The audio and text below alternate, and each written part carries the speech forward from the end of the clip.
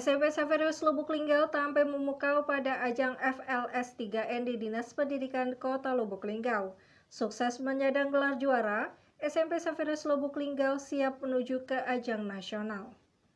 SMP Saverius Lubuk Linggau sukses menyandang gelar juara Festival Lomba Seni dan Sastra Siswa Nasional yang diadakan di Dinas Pendidikan dan Kebudayaan Kota Lubuk Linggau. SMP Saverius Lubuk Linggau mengikuti 2 bidang perlombaan diantaranya, lomba mendongeng dan lomba musik ensemble. Siswa atas nama Aditya Tristan berhasil mendapatkan juara kedua dengan judul cerita fantasi Hantu Itu Nyata dalam ajang mendongeng.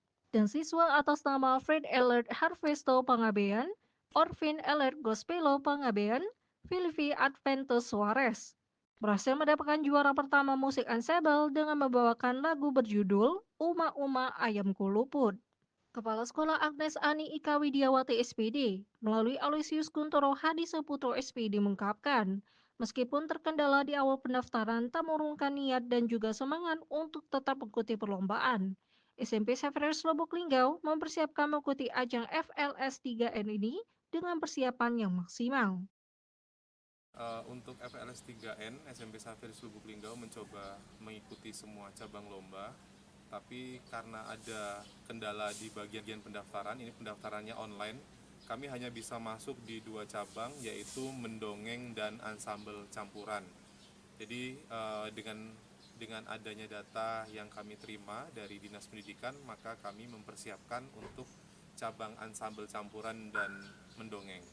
Persiapan kami pendaftaran itu kan dibuka mulai tanggal 28 Maret sampai dengan 10 Mei. Nah, mulai dari bulan Mei, itu awal Mei, kami sudah mempersiapkan anak-anak kami untuk mengikuti lomba di FLS 3N ini.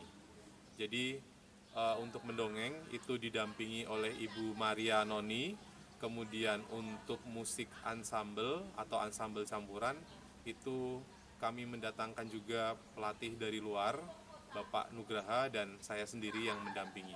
Bangga karena anak-anak bisa meraih prestasi di tingkat kota untuk FLS 3N ini, itu bukan karena pelatihnya, tapi itu karena perjuangan mereka yang mereka dengan serius berlatih mempersiapkan diri menghadapi perlombaan ini.